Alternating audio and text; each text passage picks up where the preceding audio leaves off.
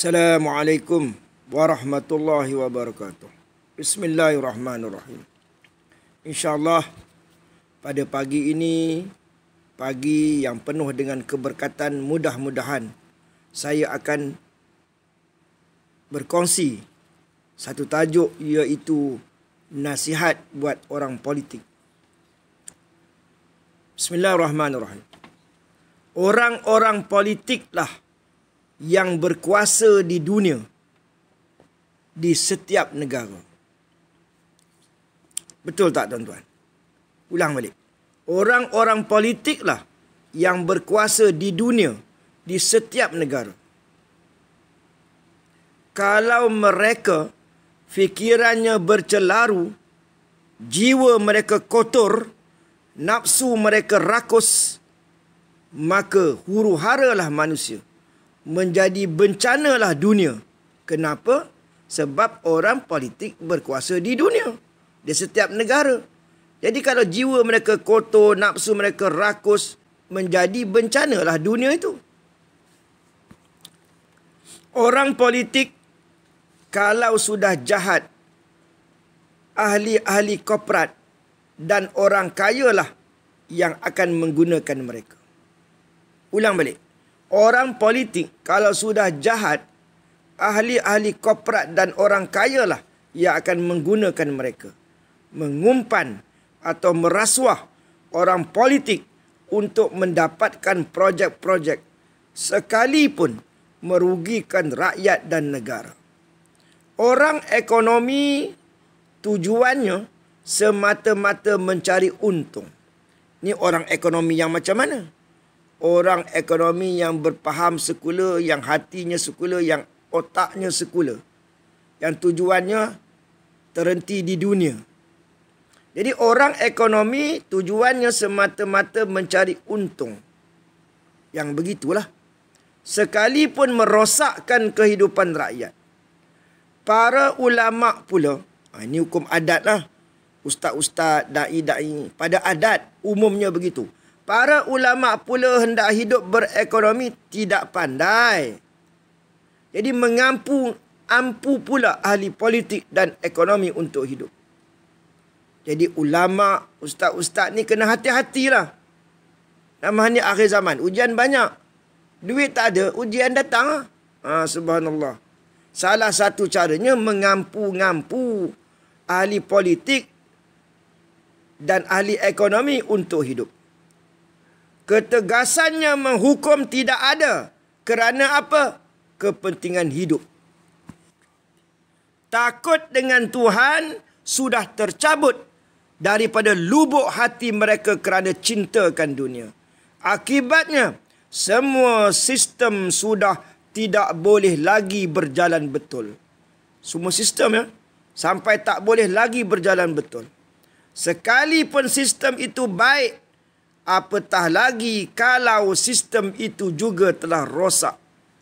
Sudahlah sistem yang rosak dirosakkan lagi oleh kepentingan tiga golongan yang disebut, maka kerosakan pula berlaku secara umum dalam masyarakat. Mana tiga golongan tadi tuan-tuan? Ahli politik, ahli korporat, orang kaya, termasuk juga ulama'-ulama yang tidak bertakwa, yang tidak takutkan Tuhan, artinya yang tidak takutkan dosa.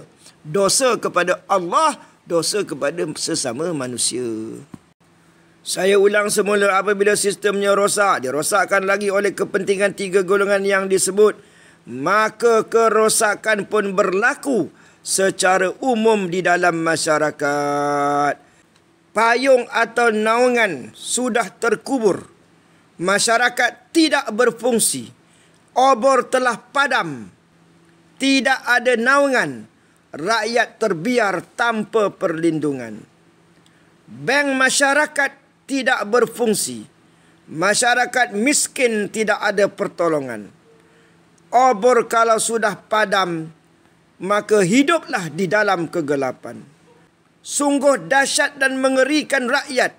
Perlindungan tidak ada. Keperluan hidup mereka terbiar. Hidup tidak ada pimpinan.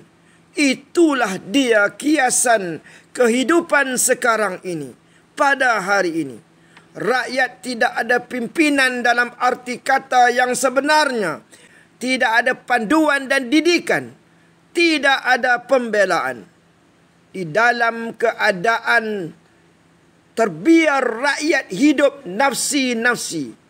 Masing-masing membawa diri ikut perasaan sendiri. Yang penting boleh hidup. Cara apa hidup tidak peduli, halal atau haram. Maka berlakulah pelanggaran sesama sendiri. Aksiden di mana-mana. Aksiden selalu berlaku. Huru hara makin terjadi. Akibatnya, semua golongan di dalam ketakutan dan terseksa. Kemana saja pergi bimbang saja. Prejudis sesama manusia. Penyakit masyarakat telah menjadi kronik. Semua golongan hilang ketenangan dan kebahagiaan akibat dosa bersama. Jadi tuan-tuan, para hadirin hadirat, para pendengar, para penonton yang dirahmati Allah sekalian, saya menyeru kepada diri saya dan kepada orang politik dalam negara Malaysia yang tercinta ini. Sesungguhnya Allah Maha Berkuasa, Maha Pengasih, Maha Penyayang, memberikan kita peluang sehingga hari ini, memberi peluang kepada ahli korporat, orang kaya, ulama-ulama, untuk kita kembali ke jalan yang benar, kembali bertaubat, kembali mengislahkan diri kita, kembali untuk mengikhlaskan semua amalan kita. Jangan kita malu untuk kembali ke pangkal jalan. Jangan kita segan, jangan kita malu. Sementara kita masih hidup, diberi oksigen, diberi peluang ini. Sebelum kita mati masuk ke dalam alam barzah, mati dihimpunkan nanti kita bersama di padang mahsyar. Itu lagi dahsyat yang tidak dapat digambarkan. Subhanallah, subhanallah, subhanallah, Allahu Akbar. Tuan-tuan yang dirahmati Allah sekalian. Jadi orang politik, ahli korporat, orang kaya, ulama-ulama, ustaz, para da'i, para motivator, semua ahli, rakyat Malaysia sekarang, penduduk Malaysia, marilah kita bersama merasakan bahawa inilah di antara hikmah mengapa ujian-ujian bala bencana yang begitu dahsyat melanda negara kita dan seluruh dunia menunjukkan bahawa kita perlu, kita mengharapkan kedatangan pemimpin yang benar-benar bertakwa untuk menyelamatkan keadaan. Dunia sudah semakin nazak. Dunia sudah bernanah. Sudah dirasakan begitu jijik. Dengan sikap kita pula yang jijik.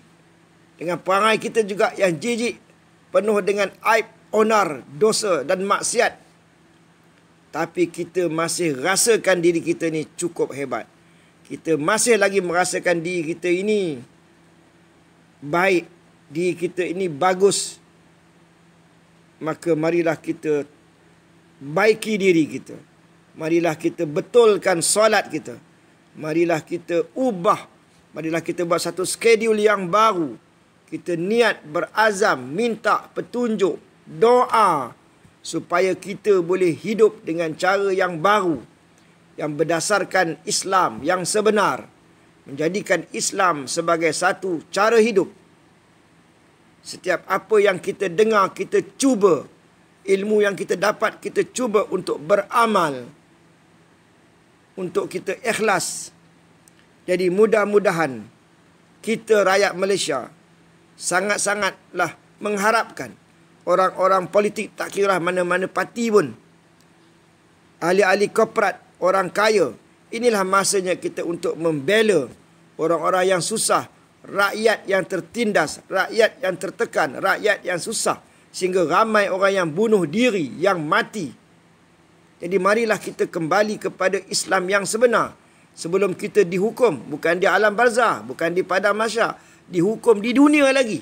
Di dunia kita akan mendapat kehinaan kalau kita tidak benar-benar bertaubat. Saya tidak rasa diri saya ni lebih baik lagi daripada orang-orang politik. Boleh jadi saya yang paling haprak daripada tuan-tuan semua. Tapi kebenaran tetap kebenaran. Perlu disampaikan. Mudah-mudahan kita semua sempatlah bertobat insya-Allah. Jadi, ampun maaf daripada saya. Ini adalah nasihat dan teguran dari saya untuk saya dan untuk semua rakyat Malaysia insya-Allah. Marilah kita terus tidak jemu-jemu untuk mengkoreksi diri. Sekian. Assalamualaikum warahmatullahi wabarakatuh.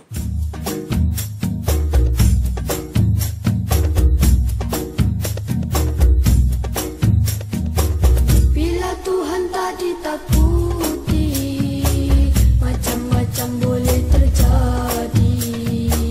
Tiap orang tak ketahuan hala hidupnya sendiri. Maka rosaklah di sana sini. Ada manusia puja alam sebagai Tuhan, mabuk dengan gelombang laut yang menggulung. Digambarkan dengan kata sastra mempesona, mereka tenggelam dalam gelombang sastranya. Ia leka sendiri dengan buah penanya, bagai orang tenggelam dalam lautan menggulung. Tidak tahu tujuan, kemana mahu pergi. Bila Tuhan tak ditakuti, macam-macam boleh terjadi. Tiap orang tak ketahuan hala hidupnya sendiri. Maka rosaklah di sana sini. Ada manusia puja alam sebagai Tuhan, mabuk dengan gelombang laut yang menggulung. Digambarkan dengan kata sastra mempesona, mereka tenggelam dalam gelombang sastranya. Ia leka sendiri dengan buah penana, bagai orang tenggelam dalam lautan menggulung. Tidak tahu tujuan, kemana mahu pergi. Ada juga yang sibuk bercakap dengan emosinya sekali, mengelilingi seluruh negeri. Kadang-kadang berbohong sesuka hati, berkata tidak mengotak, mengecam orang tak usah dikira. Sudah jadi makan minumnya, sudah jadi makan minumnya. Bila Tuhan tak ditakuti, macam-macam boleh terjadi. Tiap orang tak ketahuan hala hidupnya sendiri. Maka rosaklah di sana sini. Ada golongan sibuk dengan kesalahan orang, seolah-olah mereka wira agama, konon hendak membersihkan agama dari noda yang sebenarnya berlakon